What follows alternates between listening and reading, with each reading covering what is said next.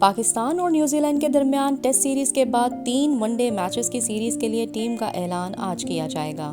One day series کے لیے عبوری سلیکشن کمیٹی نے 24 ممکنہ کھلاڑیوں کے ناموں کا اعلان کر رکھا ہے، لیکن حتمی ٹیم کا اعلان آج ہوگا۔ عبوری چیف سلیکٹر شاہد آفریدی پاکستان اور نیوزی لینڈ کے درمیان جاری کراچی ٹیسٹ میچ کے چوتھے روز چائے کے وقفے پر ون ڈے ٹیم کا اعلان کریں گے۔ پاکستان اور نیوزی لینڈ کے درمیان 3 one day matches ICC cricket world cup super league کا حصہ ہیں۔ سپر لیگ میں پاکستان ابھی چھٹے اور نیوزی لینڈ دوسرے نمبر پر ہے۔ پاکستان اور نیوزی لینڈ کے درمیان ون ڈے میچز 11، 9 اور 13 جنوری کو کراچی میں کھیلے جائیں گے۔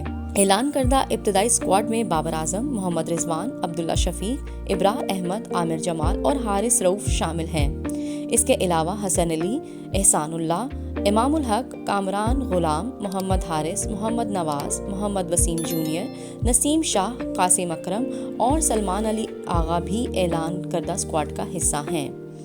شاداب خان، شاہنواز دھانی، شان مسعود، شرجیل خان، طیب طاہر، محمد حسنین، حارث سہیل بھی اسکواڈ کا حصہ ہیں۔ فخر زمان، خوشدل شاہ، شاہین آفریدی اور زاہد محمود جو نیدرلینڈ کے خلاف ون ڈے سیریز میں شامل تھے، ممکنہ کھلاڑیوں میں شامل نہیں ہیں۔